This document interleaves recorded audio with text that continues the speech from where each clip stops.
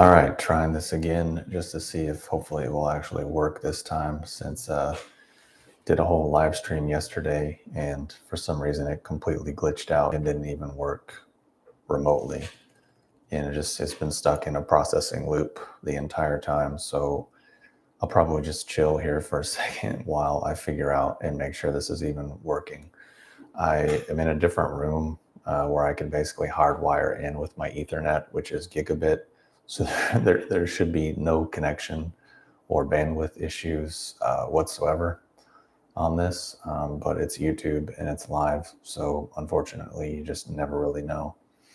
But what I want to do in this live stream is basically, as the title implies, which is just share a simple supplement stack that involves 3 things that I've been doing for a little while now, and that is not anything I necessarily came up with. It's just something that also has been around in the supplement world for a while now, but you may or may not have heard of it before.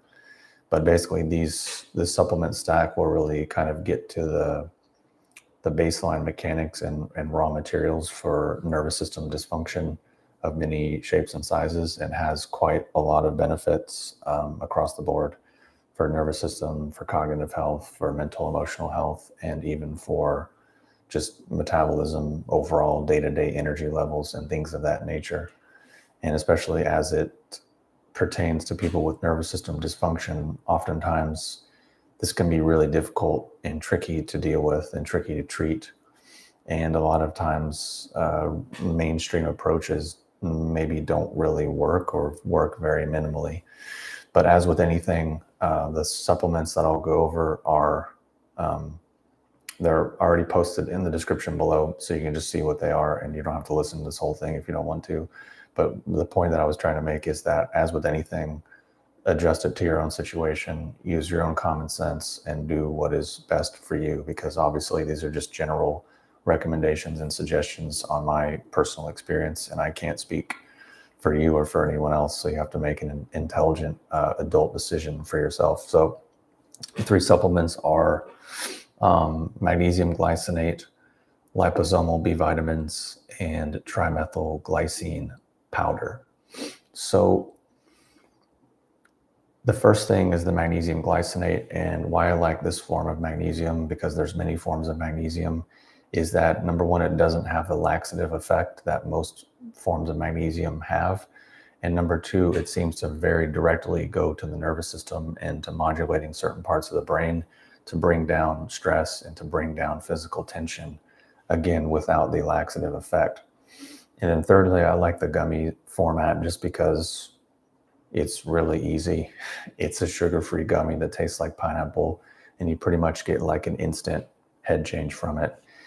You can just buy Magnesium Glycinate in a powder format in bulk. That is certainly an option, but it tastes terrible. It tastes like dirty, rotten fish water. So if that doesn't bother you, you can go that route. Or if you have another form of Magnesium Glycinate that you enjoy, for sure, go all for that. But I like these gummies, and I'm just recommending, and what I do is 2 gummies twice a day, morning and evening. Basically, I just take them with my meals. Pretty easy, pretty simple, pretty straightforward, and pretty immediate effect in terms of just relaxation and bringing down stress and bringing down the sort of like nervous system jitteriness that a lot of people are dealing with. So the second thing in the stack is Liposomal B Vitamins. So I like this format of B vitamins because it's liposomal, so the absorption rate is much higher. Number 2, it's in a liquid form, so you can modulate the dose to really small if you need to, because I don't necessarily think taking a big dose all at once is that necessary all the time. I think sometimes just like a little bit is probably more appropriate and maybe closer to what you would get from eating food or something. So liposomal, the liquid, and then thirdly, the B vitamins that are in it have already also been methylated. So instead of cyanocobalamin, it has methylcobalamin, and then I believe methylfolate as well, instead of just folic acid. So it's a little easier to absorb and easier for your body to utilize as well. So that's, let's see, Magnesium Glycinate gummies, liposomal liquid B vitamins, and what I noticed from these B vitamins is that I don't get the typical neon green pee and weird smelling pee that most B vitamins produce, which kind of makes me think it just goes right through you. This seems like it actually absorbs, and I don't notice those effects from it. And it just, again, feels like food and calming for the nervous system. Because basically people that are stressed, people's nervous systems that are running a lot of stress, whether it's any of these dysfunctions, typically burn through a lot of magnesium and a lot of B vitamins.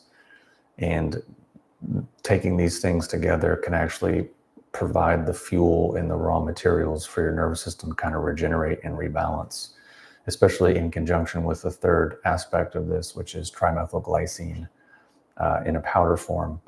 And I like this one in a powder form because it's pretty flavorless and you can just mix it. What I do in the morning, if I have breakfast, then I'll do grapefruit juice, cold pressed grapefruit juice with B vitamins with a trimethylglycine, and you really don't taste or notice either of those. And then in the evening when I have dinner, if I have a some sort of Olipop or some sort of kombucha or water kefir type drink, I'll just add them to that. And again, you don't really notice it, you don't really taste it, and you just get the effects and the benefits. But you can also just add it to really whatever you want. But basically, these three things taken together really work on, again, supporting the raw materials in the foundational processes that help the nervous system not be so janky or feeling so overwhelmed and stressed out all the time. And again, whether it's a bunch of different disorders or dysfunctions that we could name and that a lot of people experience these days, it's really just comes down to your nervous system is stressed and inflamed, and it tends to get stuck in that loop. So whether it's anxiety, overthinking, even depression to an extent, insomnia, or even like autism, certain flavors of that, because that's obviously a huge category, but certain flavors of that, and then people with trauma and PTSD, their nervous system just kind of gets stuck in these loops. And then it's like they get inflamed, and then the more inflamed they get, the more inflamed they get. And it almost just like there's nothing, it almost feels hopeless sometimes. And maybe you've dealt with that. Hopefully you haven't. But as someone who has, and I've talked to a lot of people on the channel also that have, it's again, one of these things that a lot of traditional modalities don't really know how to deal with so much just yet. So really why these three things and how this all kind of works together is working at the methylation nervous system dysregulation cycle, which I said oftentimes people like this, their nervous system is stuck in overdrive. So basically like high glutamate, low GABA means anxious, hypervigilant, and just feeling like kind of buzzed all the time. And then combine that with just like constant screen stimulation, social media, TVs, like all this stuff, it just creates a little bit too much. And then, people try to go to bed at night and it's just like, and then that just creates a whole cycle. So then also tying into the methylation, then that tends to create poor detoxification and poor methylation, which means neurotransmitters kind of get a bit sluggish, so to speak. And then, of course, what I mentioned earlier about the depleted magnesium and B vitamins, which then all of this kind of leads to a sense of overwhelm. So whether it's sensory overwhelm or emotional overwhelm or information overwhelm or social overwhelm, or just something that is indicating that your nervous system is kind of like doing this. These things kind of help with that at a foundational level. And then the trimethylglycine helps rebuild sort of the methylation cycle, which methylation has a big influence over neurotransmitter balance, detoxification, things of that nature. And there is a pretty strong theory that people think that people with trauma or autism often have genetic or even stress-induced methylation blocks, which then leads to the irritability, focus, fatigue, hyperarousal sort of issues. So basically the TMG helps to feed into that whole methylation cycle that helps support serotonin, dopamine, melatonin synthesis, which it more or less the way I look at it is it just gets rid of that sort of overwhelm kind of like backed up state and kind of helps get things moving on a very fundamental level. So then what I've felt from it basically is just that background noise and that background agitation and that kind of buzziness in the nervous system just kind of going down, and just being much easier to move between states and just not really noticing that buzzy sensation anymore. And then again, third, combining it with the B vitamins that I talk about, this in many ways is like fuel for the brain and nervous system repair and emotional resilience, because some of the B vitamins help to support methylation, some help with the adrenals, some help with literal mitochondrial energy and sort of nervous system health. And that's important because, like I said, this chronic stress and chronic inflammation, people kind of burn through their B vitamins pretty rapidly. And then oftentimes that can lead to actual damage to the nervous system from like long-term stress and long-term hyperarousal. And then also the fact that this is liposomal, again, helps with the absorption, because sometimes people who have existed in a state for a while tend to also have gut issues and digestive issues, or leaky gut, inflammation, things of that nature that leads to a little bit of not as efficient absorption. And then the last thing, which is, again, going back to the magnesium glycinate, is just basically really helping to calm down the stress hormones, kind of reduce that startle response, reduce the muscle gripping, and really help support our body's ability to go back to parasympathetic and help to kind of like reintegrate mind, body, feeling, emotional sort of connection, especially in the instance of someone's had trauma or long-term trauma, or even like things such as PTSD. So that's basically the idea of it, is just supporting methylation, supporting the renewal process and methylation and nervous system health with the B vitamins, and then also supporting that relaxation, calming down with the magnesium glycinate. So I think this is pretty useful and pretty effective, and also pretty cheap and easy to use, with pretty minimal side effects from what I've seen. The only thing is that for the TMG, people need to start slow and just test it, because sometimes if people have certain imbalances already, then the TMG can kind of exacerbate things or create a little bit too much energy, so to speak. But personally, I didn't notice that, and I've been taking basically 2 to 3 grams a day, and it's fine. And I've seen people taking upwards of like 4, 5, 6 grams a day. Not that it's necessary, and I'm not recommending it. I'm just saying, from what I've seen, the safety on that is pretty high, and people have been using it pretty heavily for a lot of different things, because this methylation aspect supports a lot of foundational things in the body outside of the things that I've talked about here. So basically, yeah, long story short, the stat gives your nervous system the raw materials that it needs to start to feel safe again. Whether, again, it's trauma, PTSD, or some aspect of autism or neurodivergence, the pattern often is the same, meaning overstimulation, poor recovery, and then depleted resources. And these things are kind of like biochemical floorboards that help whatever other work we're doing to sort of stick and have more of a solid basis.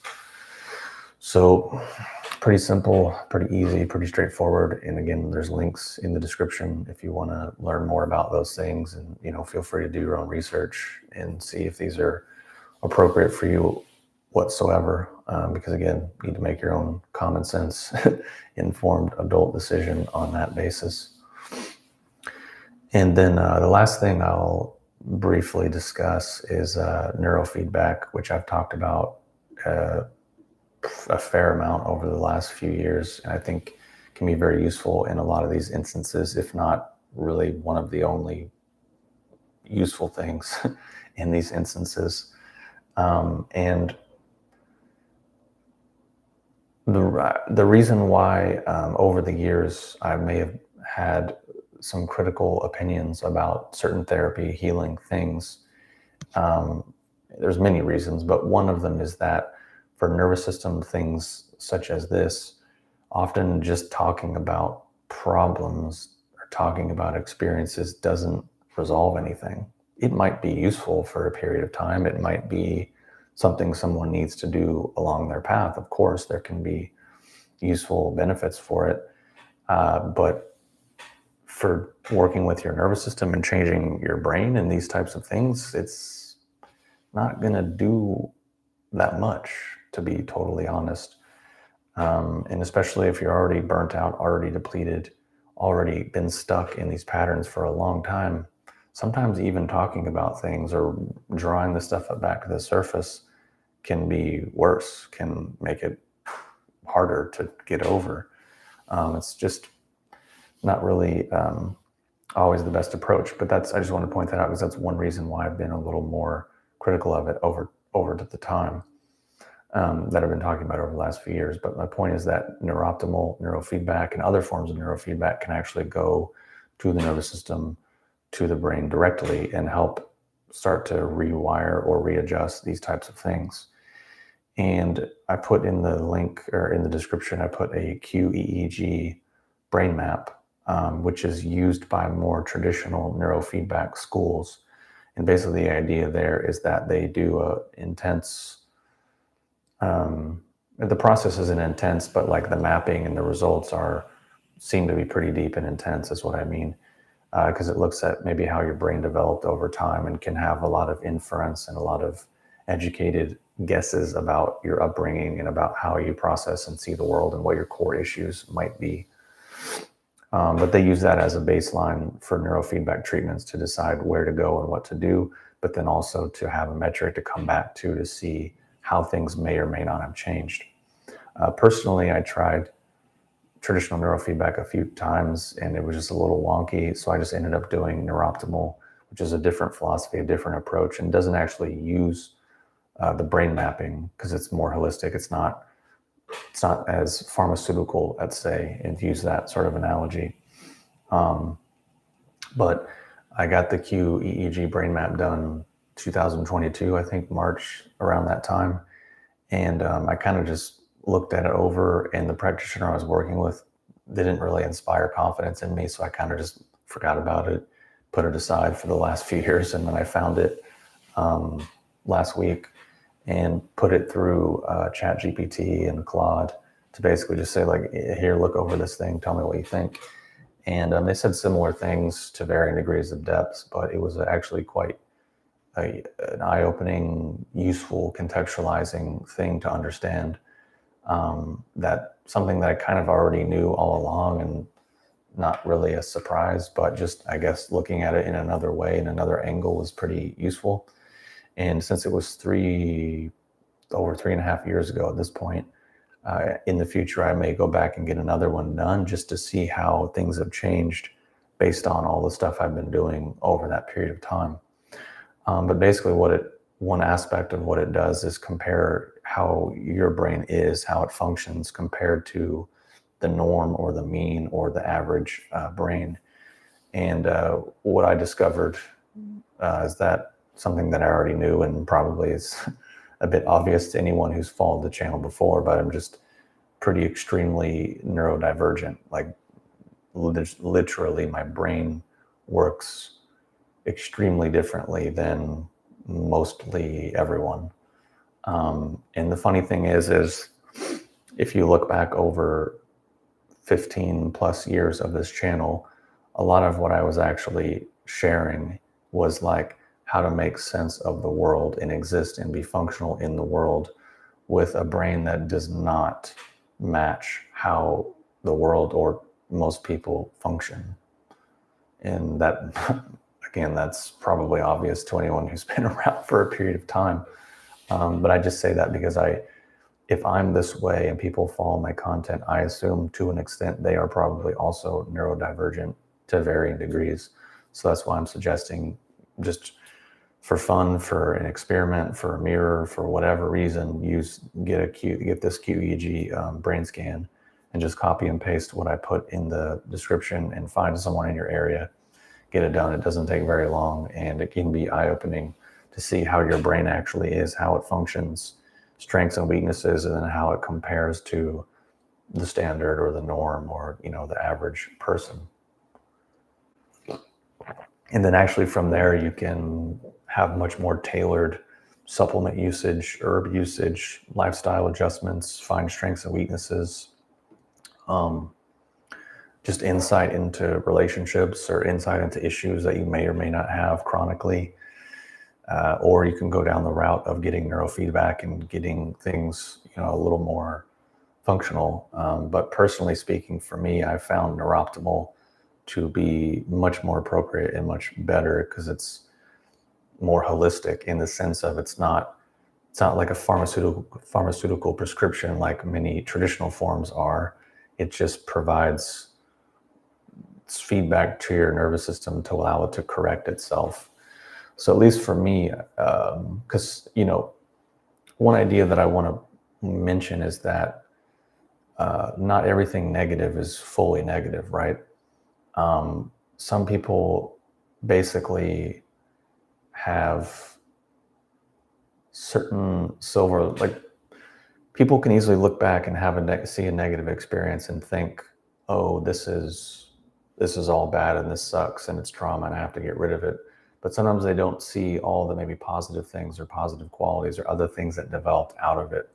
So the point I'm trying to make is that sometimes the way people are wired might be different and might be dysfunctional in certain contexts, but it might actually predispose them to being really effective in other contexts.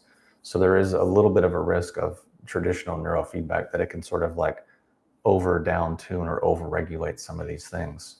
That's just what I've read and what I've heard, and it's kind of an idea. I haven't really gone through it, so people again make their own informed adult decision. But that's why I went the route of Neuroptimal, because it's not basically trying to hit one area specifically. It's just giving your system the feedback to basically kind of soothe out the rough edges. So yeah, that's what I did. You obviously have to find what works for you. And that's kind of the next thing, and maybe one of the last things that I want to say about this is doing things and them not working, doing things and failing, doing things and having setbacks. That's all normal. That's going to happen. You're going to try something, it's not going to work. You're going to meet a practitioner, it might suck. You might try a product, it doesn't do anything. Or you put yourself out there and take a risk and it fails.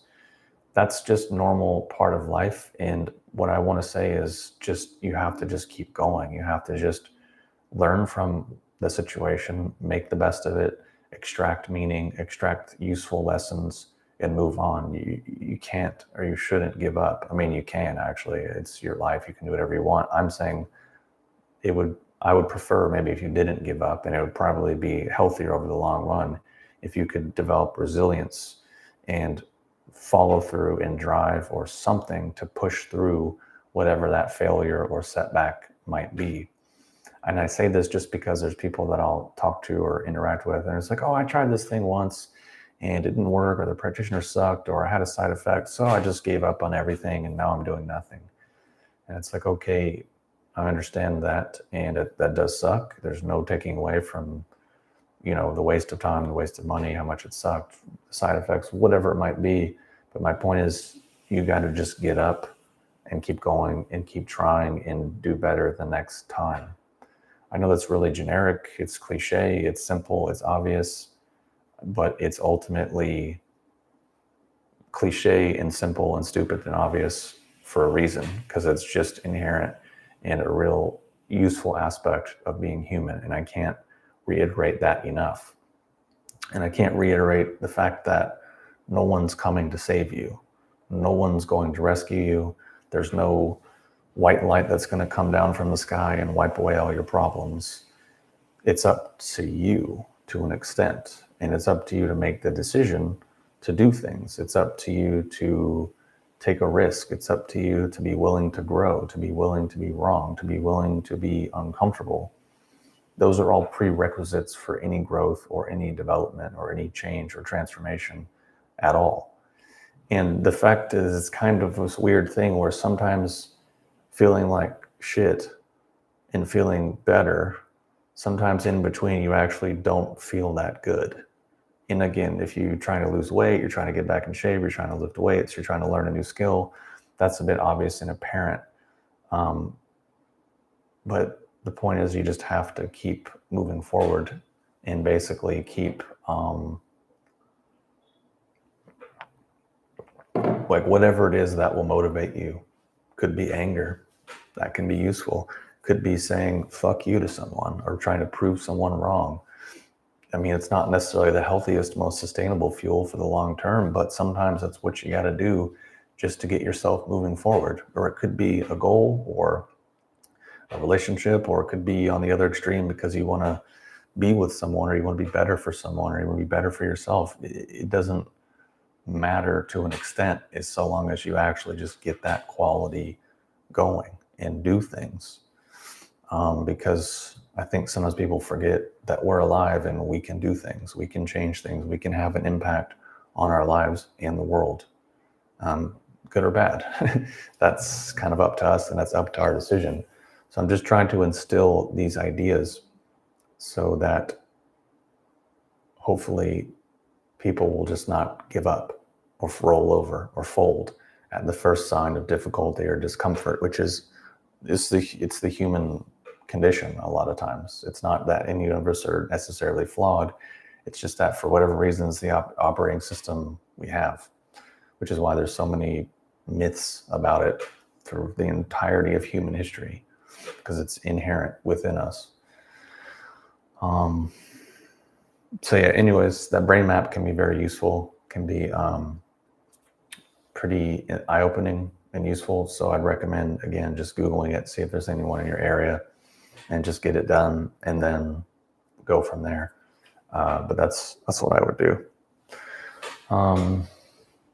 So yeah, that's basically everything that I have. And like I said, all those links are in the description. Those are not affiliate links. I don't earn any money from this. Those are not products that I sell. I have no real personal gain or interest in any of this other than just sharing what is helpful for me and then why it's helpful for people who hopefully can benefit as well. That's it. It's effectively what I've been doing for 15 years, I guess, 16 years whenever I started the channel in 2009. So yeah, that's pretty much it for my outline, and I think it for what I wanted to go over. So if there's any questions related to the material that I went over, I'll be happy to go over them. Otherwise, I'll just check the chat since I haven't been looking at it and see. What percentage of your articles is written by AI? Well, if you want to know my workflow for my articles, here's my workflow, or my baseline workflow. I will usually already have the idea, everything mapped out in my head. It might not be in the perfect order. It might be a little bit rough.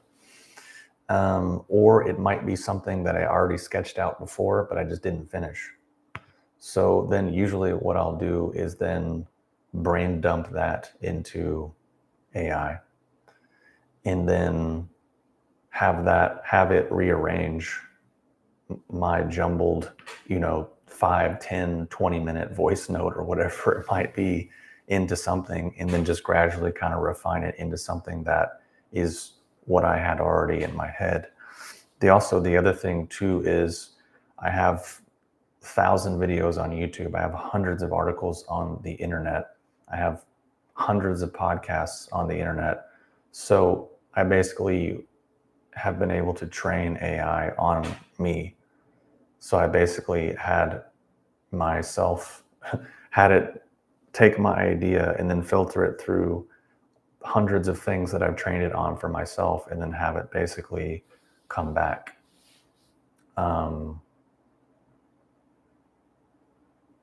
So that's basically my workflow.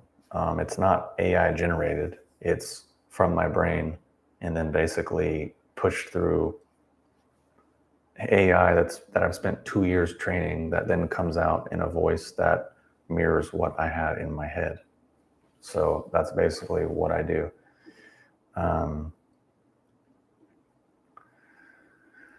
Do you think we can become smarter by eating larger animals? Is there a benefit to eating brain? I think from what I've heard, the risk of parasites for pork brain is pretty high. But that's just what I heard. I don't eat a lot of pork. But I mean, eating organs is pretty well established as being healthy. So you're basically asking if eating organs is healthy. And I would say in general, seems to be the case. Cultures have been eating organs, have been eating the entirety of animals for a long time. So it's not really anything new. If you like eating pork brain and you feel good from it, then go for it. But I think, like I said, the fact of eating organs for nutritional value and such is pretty established, I'd say.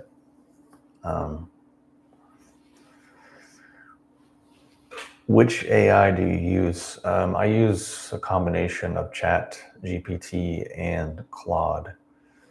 Each one is kind of better or worse at certain things.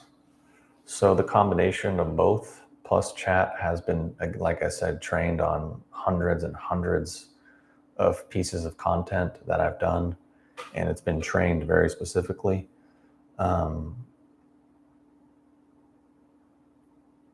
So yeah, they each have kind of their pros and cons, and they both actually suck at a lot of things as well. So I'm not really all in.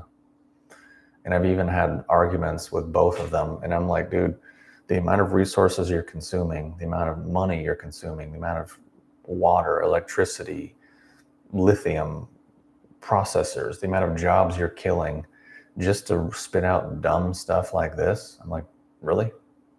This is worth it? Have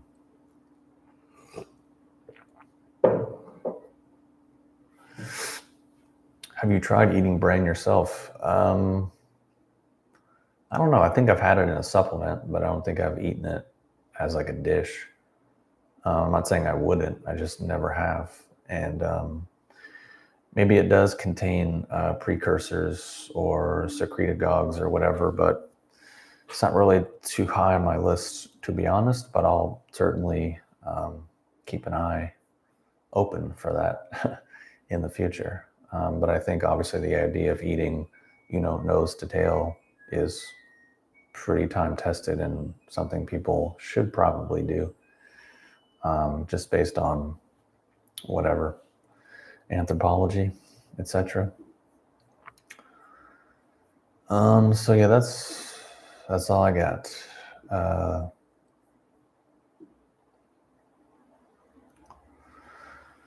Are you familiar with jhanas? I think I've talked about this before. I think maybe you've asked about it before as well. And I think I said that it's so far above and beyond what people can access that it's not really relevant or useful to discuss. And it's not just a concentration practice. It's so infinitely far beyond that. And the prerequisites someone is, yeah. Well, that's cool. Maybe you just mean different things. But, well, that's fine. We've had this conversation, I think, many times before, so I'm not really going to entertain it again or repeat it again. But sometimes people use the same words to describe different things.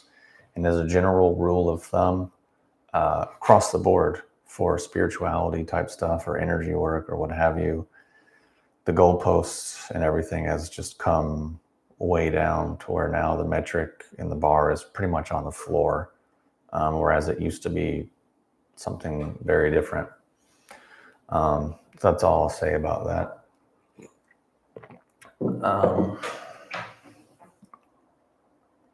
But classically, people that could access all jhanas would be considered probably pretty close to being enlightened and would be so profoundly radiant with chi that, like, when they walked into a room, people's hair would stand up and they would literally be buzzing with electricity. They'd have a whole host of supernatural abilities. They probably wouldn't be on YouTube. They probably wouldn't be worrying about eating brain, because they would have genuinely transcended to shit that like Jesus and Buddha and people of that level were talking about. That's how I understand it. That's how I've been taught. That's how I think classically it was taught as well. But like I said, people can make it mean whatever else they want. That's their prerogative and their free reign. I just, like I said, we've had this conversation before, and I'm not really gonna do it again. So that's all I'll say about that. But anyways, this is all I had on the docket. And like I said, all the supplements and stuff I talked about are in the description. You can check them out, and you can go back and rewatch the recordings. So if you want to learn more about it. But otherwise, I will probably head out in a minute.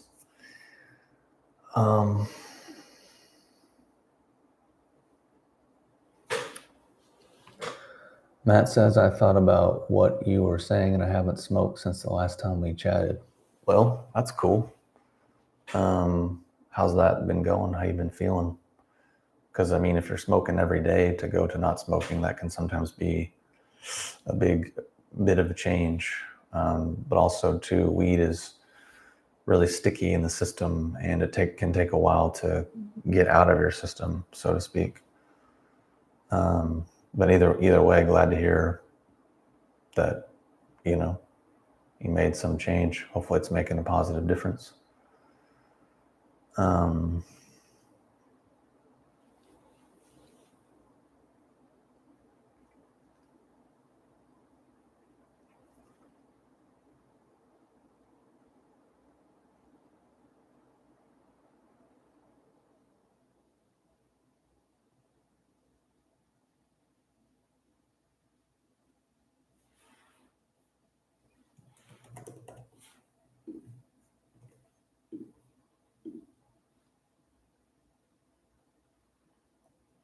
Yeah, I think actually the supplements in the stack that I mentioned in this video will be probably useful for helping to recover the neurotransmitters and nervous system pathways after however long of chronic weed smoking.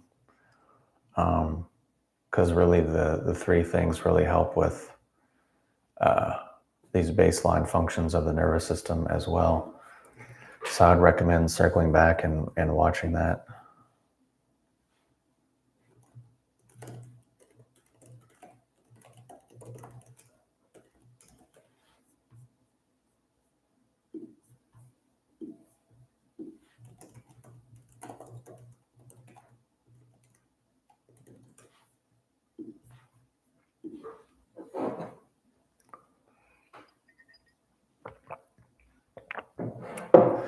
But also the other thing too about weed is like it's one of those things that I notice and have noticed, especially over the years of talking to lots of people. It's just, I think I alluded to this before. It's like sometimes people will reach out or email me or want to do a consultation or something, and they'll have all these problems, right? And then they'll want to just tell me what herb to take, or just tell me what thing will fix all these things. And then the more I get into it, then it starts to be a lot of weed smoking, a lot of porn, a lot of video games, dysregulated sleep. And they're like, just give me an herb, or like, let me take Hisha Wu, or let me take deer antler or something. And it's like, actually, especially if you're young and especially if you're male, then I would say that's not really the case. And the point that I'm trying to make is that sometimes there's these bad habits that people have where it's like the more you do it, the more problems it causes, the more you have to do it, but also the more you defend it, the more dependent you get on it, and basically just like kind of cycles through. And then also it starts to build up all this like self-protection, which is a normal human response, but sometimes that makes it even more difficult. But I don't know how old you are, but I can just tell you that the sooner you get this stuff under control, and just anyone, any male or any chronic pothead or chronic porn user or whatever, the sooner you can just get that stuff under control and stop doing it and sort your life out, the better.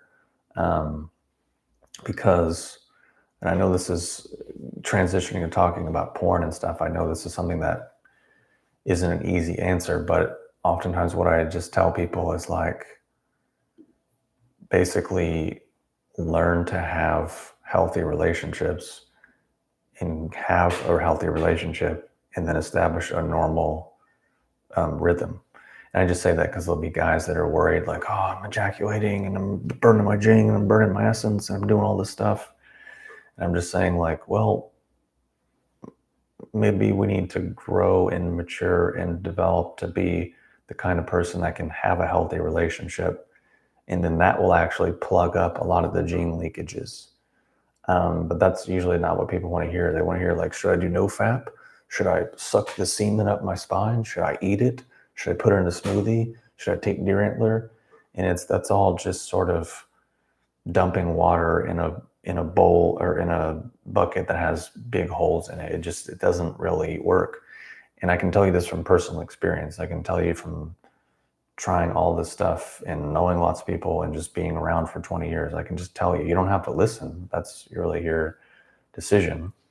But the point of the matter is that it's really just about having a natural, healthy rhythm. And that is going to be very different. Like the depletion scale, if you want to look at it like that, is way worse if you're just some dude by yourself, gooning or whatever. That's going to be way worse. If you're in a relationship with someone that you have a connection with and you care about each other, it's a very different experience. Your body produces very different hormones, and basically the depletion will be not really the same whatsoever. But that's genuinely the best advice, and something that will take people along a process of developing. But that's the other thing too, is like, in what I said earlier in the live stream, if things go wrong, if things fail, if relationships fail, if people screw you over, if you try and you fail, or you try and it doesn't work, keep going. Obviously learn from the experience. Don't just blindly keep repeating the same mistakes over and over, but just keep going, keep moving forward. And just don't give up and become like, don't just pull over and be like, well, I tried once and I failed, so I got to just basically just turn into this other thing. Which, for context and from personal experience, just on this point, because especially nowadays with the gender divide, men and women going at each other, and like, it's all women's fault, or it's like all men's fault, or it's society. Like, there's all this chaotic stuff, right?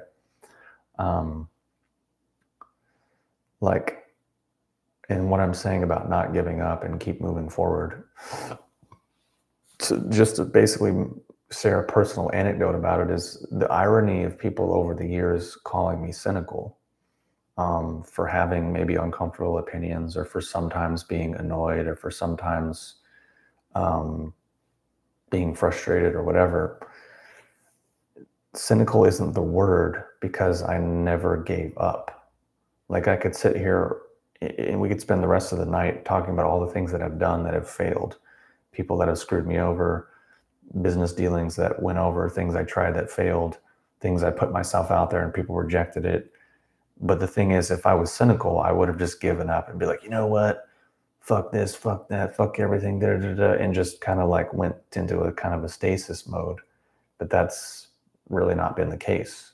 And I think that's a pretty clear track record over the last 15 years, is that it's always been moving forward and trying new things and looking around.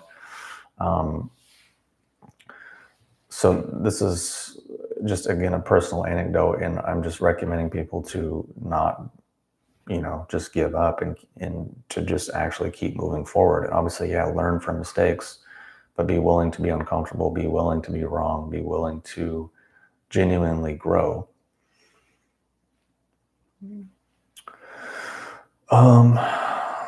Someone said, if you think red light and infrared is helpful, I think those things can be useful. I have a device that combines red light and infrared, and I use it, and I think can be good.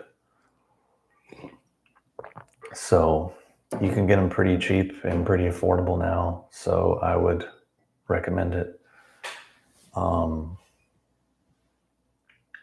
But no, I don't want to be an affiliate for your company. I'm sorry. I don't really do affiliate stuff, and I don't really promote other people's products in that way. You talk about weed being bad for men, but what about women? Similar but different. I think I just don't talk about it for women for multiple reasons. One being I'm not one. Second being the majority of my audience is male. Third is that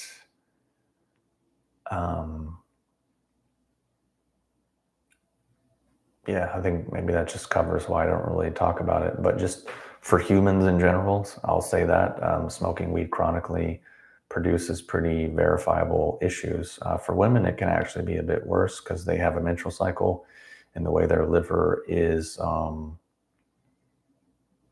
processing blood and how that relates to their endocrine system and their mental emotional state and all these things can be very problematic as well. And again, not a good thing. But again, like I've said before in other live streams, I think cannabinoids can be medicinally useful. I think they can have health benefits. If they're doing CBD or CBC or CBG or CBN, oils or gummies or things of that nature, that's a different thing. I'm talking about recreationally smoking weed or vaping is not great. And it damages people in ways they don't really understand. But for people who do Chinese medicine, it's a very clear thing.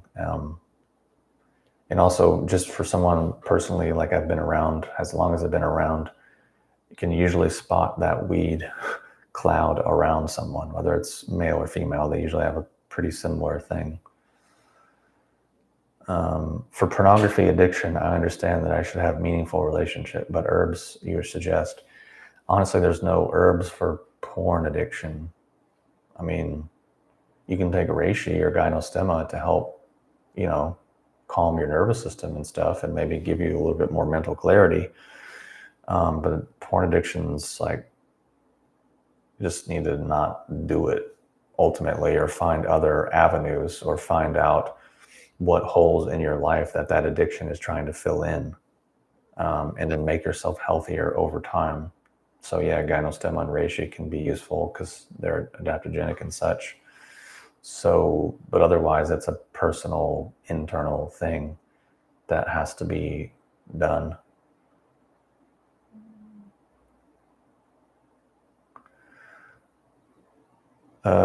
What do you think about the idea that all exercise is inherently unhealthy and harmful in regards to longevity? People who suggest such, not aware of Qigong or similar practices. I really wasn't aware of that idea that all exercise was inherently unhealthy or harmful. I don't think that's remotely accurate. I don't think anyone who's lived a long time didn't exercise. I think it's the opposite. I can see where there might be over-exercising to where you're actually stressing and burning yourself out and you're constantly breaking yourself down. I mean, yeah, that's kind of obvious. It's also like saying constantly being in a stress state is bad for longevity. It's like, yeah. But people who live long tend to stay active, and Yeah, I mean, I think it's just probably people needing self-justification to be lazy is probably what I would say. Just like a lot of people who do internal arts are also pretty lazy. They want a way to like avoid hard work, avoid challenge, avoid hard work, and be like, oh no, I'm being gentle. I'm moving my arms, and this is moving my chi. So I'm gonna live longer because I'm moving my chi. I'm moving my chi. Wow, look, I'm moving my arms. Wow, my chi is moving. I'm not stressing my body at all. This is going to make me live longer because I'm not stressing my body, but I'm exercising.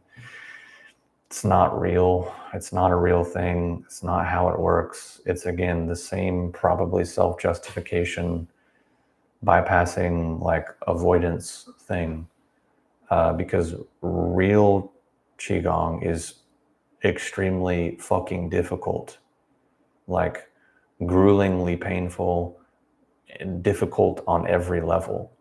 Because the thing is, like, going to the gym and lifting weights is difficult physically and maybe mentally a little bit. But honestly, in my mind, it's not that difficult. Whereas if you actually start getting into real internal training, it's a whole exponential gradation of difficulty far beyond that, which is why no one really does it. No one's really at that level, and the skill level over time has gone way, way, way, way down because we're in sort of a degradation.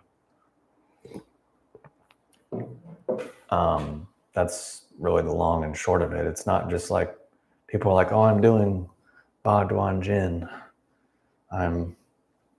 This is good for my lungs, and I'm gonna live longer because I'm doing my health and longevity qigong, and I'm pulling in cosmic energy, and I'm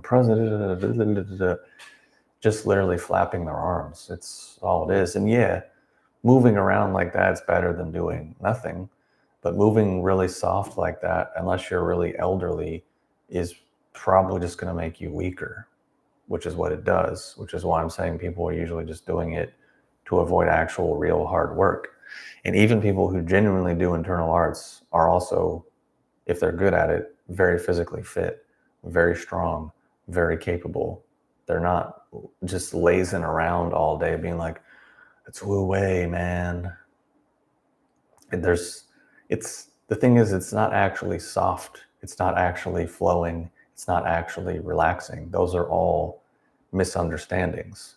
Those are references to how your mental state sort of needs to be, while also being like razor sharp focus. But that's not what your body's doing. Sure, afterwards you might be relaxed because you just fucking wrung yourself through the cloth. But during is certainly not relaxing. It's extremely difficult. But that's, again, people, when they get into these realms, they just sort of leave all their common sense. Because if you went to the gym and you were just like, I'm going to bench press this towel. Look, I'm going to get super ripped. I'm going to get jacked bench pressing this towel. Everyone would be like, what are you talking about? That's not how it works. But for some reason, people are like, oh, I'm going to develop spiritually. I'm going to open my channels. I'm going to tap into these unseen levels of human potential. But it's going to be real easy. It's going to be comfortable. And I'm going to talk real soft. And I'm going to avoid anything uncomfortable. And my life's just going to be beautiful, man. I'm going to love everyone. I'm going to practice metta and loving kindness. I'm going to be a real compassionate being and never going to say anything that's hurtful or offensive or challenging to anyone. I'm just going to love everyone and everything and be very soft. And that's going to get me to these higher realms, because that's just how the world works. Because that wouldn't work in really any other endeavor aside from maybe being a kindergarten teacher. Even that won't even work. Because the kids will just walk all over you because they won't respect you because they'll realize you're just a wet doormat and you have no stability or structure or boundaries. So you'll get run over. There's no aspect of human life where that's healthy or useful or relevant, unless maybe you're consoling someone in emotional turmoil or something. But it's like, really, that attitude is going to get you to the highest peaks of human potential? Yeah, I don't think so. I don't think that's realistic under any circumstances. And that's not going to move any chi or really do anything.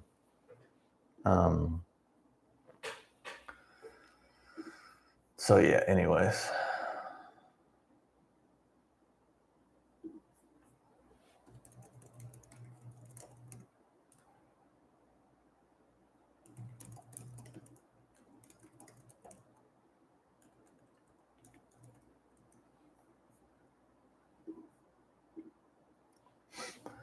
What kind of tea are you drinking these days? Today I had a 1996 show pu'er. Lately, I've just been doing all the liu or cooked aged pu'er tea. That's pretty much it. And even then, not so much. Maybe 2 grams or so in my pot.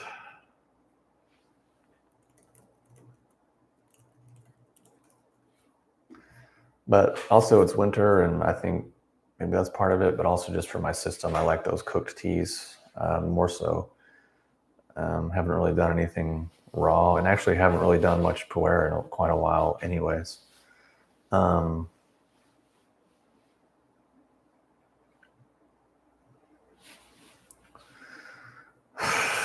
Your brain keeps asking about right to own firearms. I don't really want to get into that. It doesn't really have anything to do with what we're talking about whatsoever. I appreciate the question, but I'm going to pass on that one. Do you think drinking beyond thirst signal is harmful? I think huffing gasoline is harmful, but I think drinking a little bit extra water isn't harmful. I mean, again, it's changing terms around and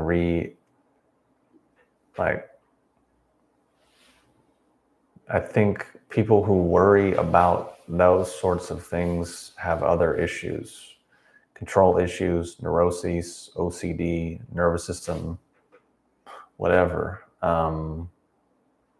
That's my opinion based on the time I spent in those worlds where people have these really weird, fixated, obsessive things. Like, do you think eating more than 12 blueberries in a sitting is bad? Because I read, and then the number 12 in these numerology systems, and then number 12 in astrology, and then my birth chart, and then my human design, and then my gene keys, and then my astrology, and it says there's 12 blueberries. I'm like, dude, there's so many other problems in the world. There's so many other issues going on. There's so many, hopefully, bigger problems going on. Low-grade overhydration. Do I think people are drinking too much water these days? If that's what you're asking, people walking around with these big 64-ounce Stanley cups, like you see everywhere people go, they're just chugging water, and they're just constantly worried about dehydration and constantly worried about I gotta drink water. I gotta drink 8 cups. If that's what you're asking, then I'd say, yeah. I'd say unless you're doing saunas or you're some crazy athlete, that 8 cups a day or half your body weight in water is way too much. Personally, I drink 3 cups like this per day. Not even full, whatever this is. I have maybe 1 or 1.5 in the morning, and then another 1, maybe half a cup, whatever this is, in the evening. And then with breakfast, I might have grapefruit juice or tea. And then the afternoon, I might have tea. And then with dinner, I might have, like I said, some fizzy, sparkling beverage. But I just think, that half your body weight in water a day is way too much. And if you're talking about people, messing with their electrolyte balance, then yeah, that's like pretty extreme. But it just, makes people probably just have to pee a lot. And I just wonder, like, why?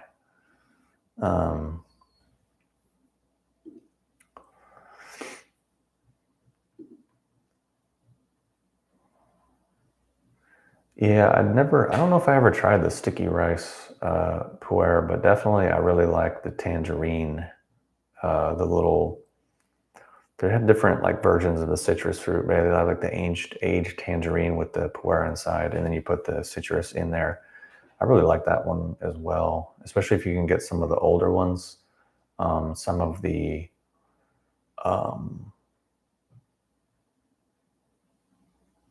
really aged chin pea or the citrus peel can have a lot of medicinal benefits, especially combined with the show pu'er. So I really like those as well. I think that's quite nice.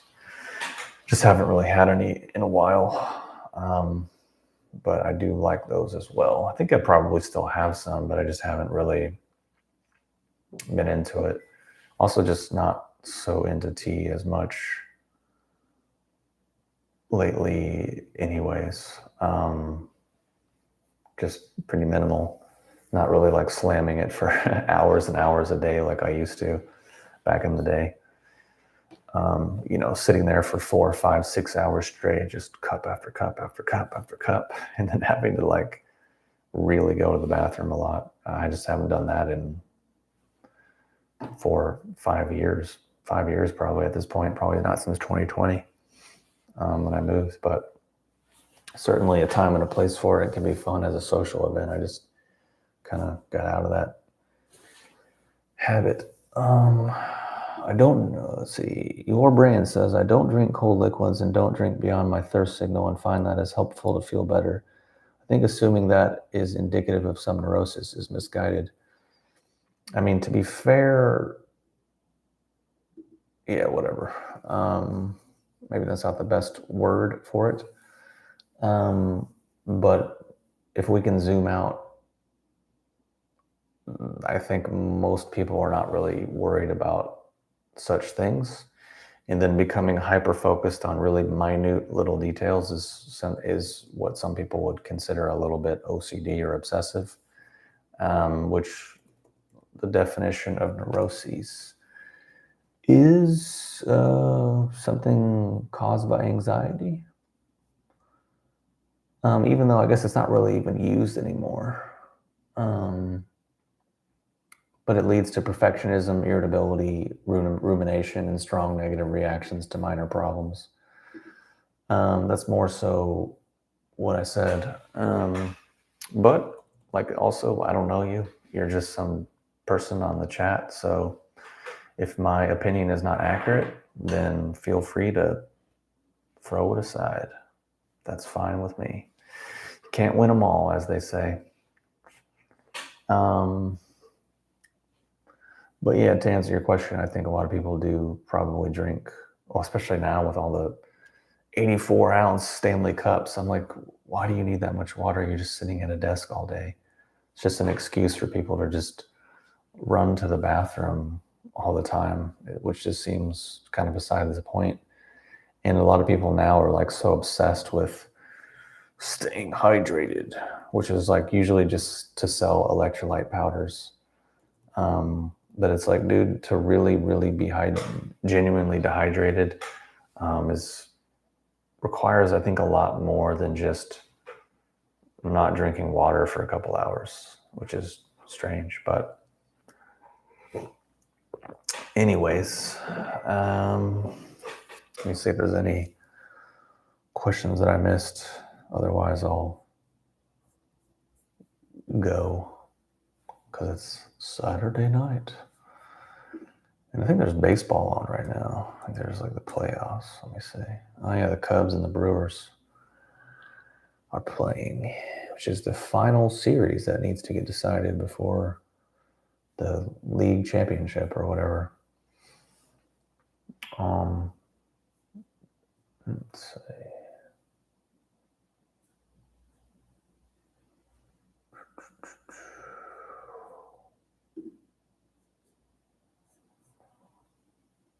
Let's see here, don't need that.